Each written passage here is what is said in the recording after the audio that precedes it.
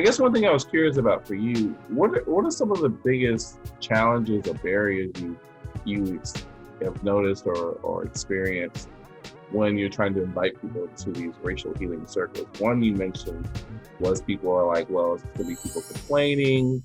I think another one you mentioned is that it kind of, people, they're tired of talking, and so they don't know if talking about it's going to make a huge difference. What have you learned in hearing about that kind of feedback or other things? Yeah. So I would say challenges. Challenges is definitely, one is definitely around just typically, I would say mostly people of color feel like they have to kind of talk about their traumas or their stories more than white people. So sometimes people are just tired of it.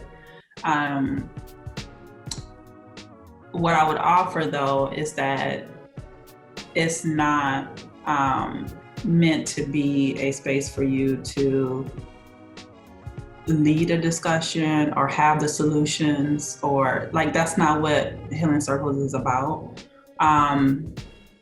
It's about, I think so if the framing is done correctly, I think people of color are more okay with it.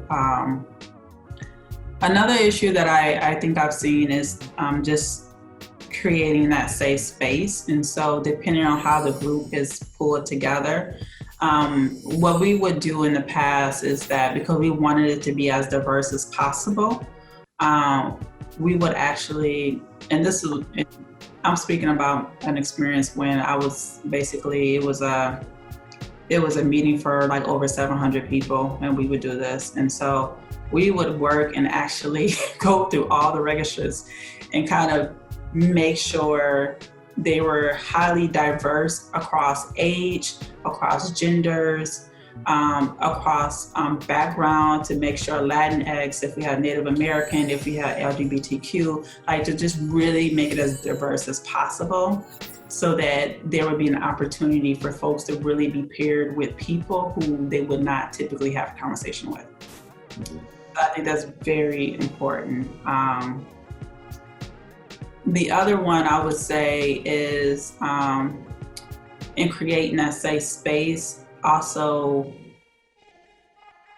being clear, like again, it's depending on who the participants is and how they're being pulled together, but making sure it's hard to kind of do it if it's done at the job, to be honest. And because then what comes into play is issues around hierarchy, the different levels that people have. People don't always want to be as open in front of their boss, or you know what I'm saying? So in my opinion, that's like really hard to do.